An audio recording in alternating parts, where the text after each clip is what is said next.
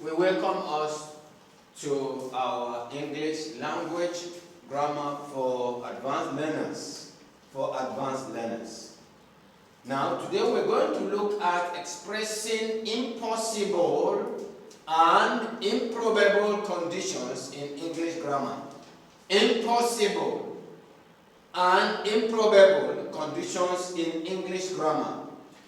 What are impossible conditions? These are conditions that cannot exist. Impossible. Conditions that cannot exist or that cannot be done. They are impossible conditions. Okay? And improbable conditions are conditions that are likely to be true, that are not likely to be true or to happen. They are not likely to be true or happen. We say they are improbable conditions. Impossible conditions are conditions that cannot exist. Okay? Those are impossible conditions. They cannot exist. Improbable conditions are conditions that are unlikely, not likely to be true or to happen. Now, let's look at that. Impossible conditions. How do you express impossible conditions?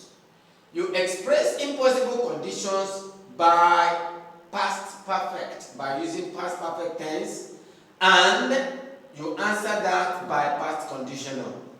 We're going to explain that in the course of our examples. We said impossible conditions are expressed by past perfect tense and answered by past conditional. The past perfect tense does not indicate a time, but an impossible happening. Impossible happening. Okay? Impossible happening. Now this is impossible happening. Okay? Now, let's look at that. Let's look at some examples. Examples. If he had asked me, I should have stayed. If he had asked me, I should have stayed. That means he did not ask me and I did not stay. If he had asked me, I should have stayed. Number 2, if I had known, I would have gone there. If I had known, that means I did not know and I did not go there. Impossible conditions. Okay?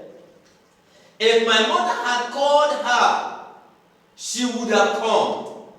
If my mother had called her, she would have come. It means that my mother did not call her and she did not come. Impossible conditions.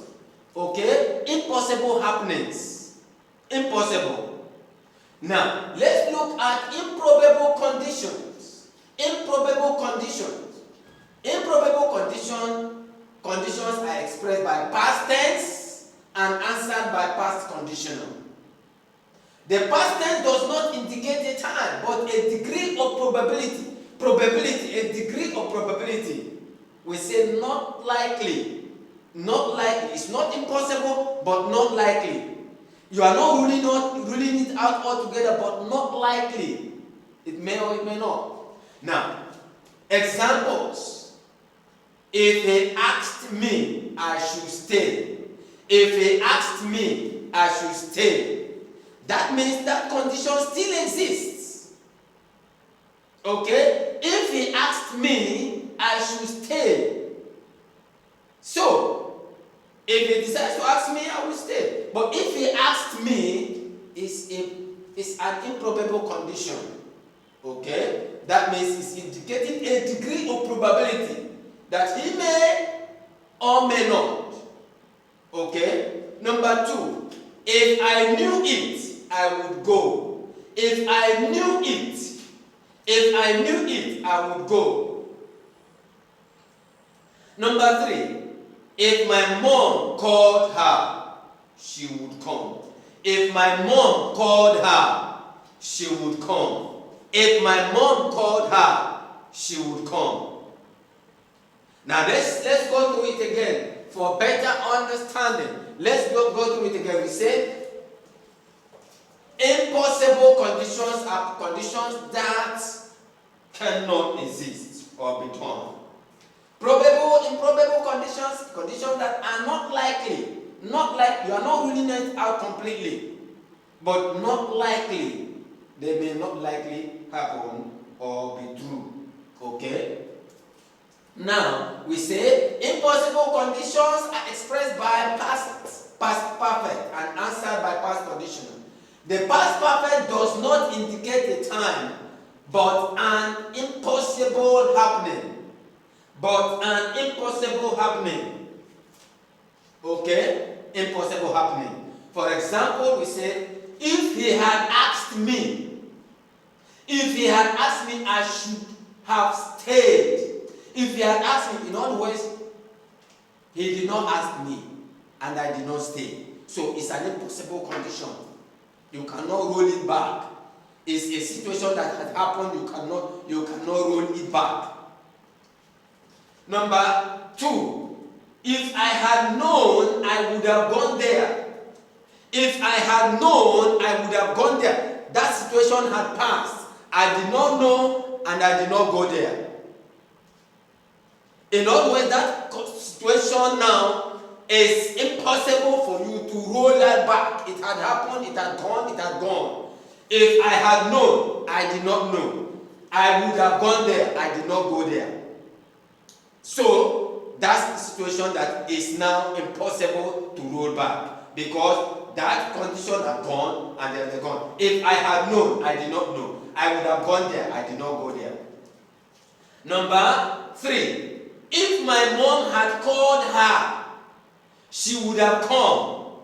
If my mom had called her, that means my mom did not call her, she would have come, and she did not come. My mom did not call her, and she did not come. In other words, that situation had concluded. It's an impossible condition now. You cannot roll back that situation. That event had taken place, and now it has become impossible for that event to come back. That's why if my mom had called her, that means my mom did not call her. She would have come. That means she did not come. That situation is concluded. It's now impossible to roll that back. That's why it's impossible condition. Improbable. Improbable, we say not likely to be true or to happen.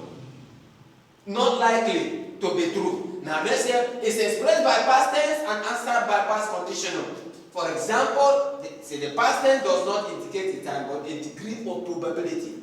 For example, if he asked me, I should stay. If he asked me, it means that there's still a condition, that he may ask me. That situation is not concluded. It's a situation that we are expecting something may happen. If he asked me, I should stay. So if he decides to ask me, that situation is not concluded, it's not gone completely. If I knew it, I would go. If I knew it, it means that if I get the situation, if I happen to get wind of that situation, then I will go. It's not concluded yet.